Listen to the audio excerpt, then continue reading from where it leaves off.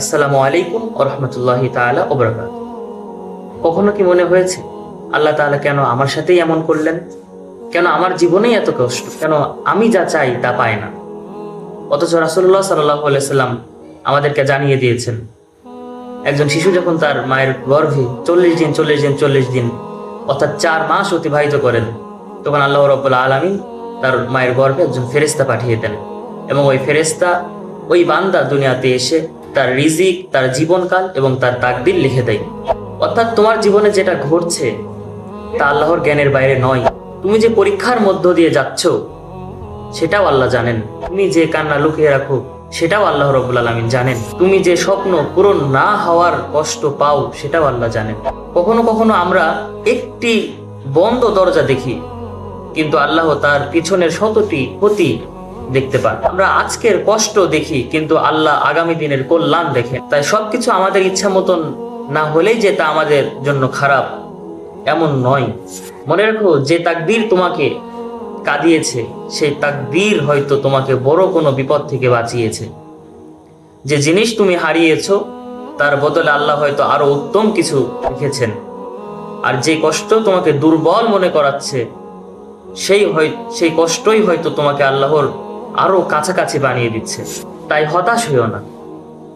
তাকদীরের উপর ঈমান মানে হাত গুটিয়ে বসে থাকা নয়, বরং চেষ্টা করা, দোয়া করা এবং পরিশ্রম করে আল্লাহর উপর ছেড়ে দেওয়া। হয়তো আজ তুমি বুঝছো না, কিন্তু একদিন পিছনে ফিরে তুমি বলবে, হে আল্লাহ, আমি তখন বুঝিনি, কিন্তু আপনার সিদ্ধান্তই আমার জন্য সবচেয়ে উত্তম ছিল। তাই আমাদের জীবনে যেটা হচ্ছে, আমরা যেটা চাচ্ছি সেটা আমাদের জীবনের সঙ্গে হবে না। আল্লাহ রাব্বুল আলামিন বলেছেন, ওমা তাশাউনা ইল্লা আইয়াশা আল্লাহ। হে দুনিয়ার মানুষ, হে আমার বান্দারা, তোমরা যেটা চাইবে তোমাদের জীবনের সঙ্গে সেটা হবে না, বরং আমি আল্লাহ যেটা তোমাদের জীবনে চাইবো সেটাই তোমাদের জীবনে হবে।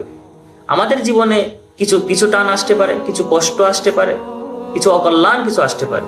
তাই বলে আমাদেরকে থেমে গেলে চলবে না, বরং আমাদেরকে পরিশ্রম করে, দোয়া করে, আল্লাহর কাছে চেয়ে উত্তম পরিকল্পনার জন্য আমাদেরকে রেডি হয়ে থাকতে হবে। কারণ আল্লাহ রাব্বুল আলামিন তার বান্দার জন্য অকল্যাণময় কিছু করবেন না। আল্লাহ রাব্বুল আলামিন তার বান্দার জন্য তাই করবেন যা কল্যাণময়। ওই জন্য মন ছোট করার কোনো দরকার নাই। আমাদের জীবনে হচ্ছে যেটা আমরা পাচ্ছি না, আমাদের মনে হচ্ছে যে আমরা যেটা চাচ্ছি সেটা আমাদের জন্য ভালো, কিন্তু আল্লাহ রাব্বুল আলামিন আগামী আরো 5 বছরের এগিয়ে দেখতে পান যে না, তুমি যেটা চাচ্ছ ওটা তোমার জন্য ভালো নয়।